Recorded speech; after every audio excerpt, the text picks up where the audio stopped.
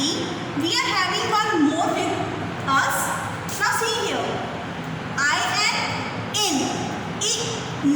In. So in the same way, we are going to add one letter and we will make a word. P in pin. T in tin. F in fin. B in bin.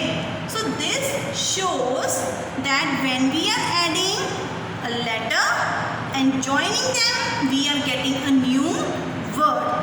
Okay. So for that we will do a letter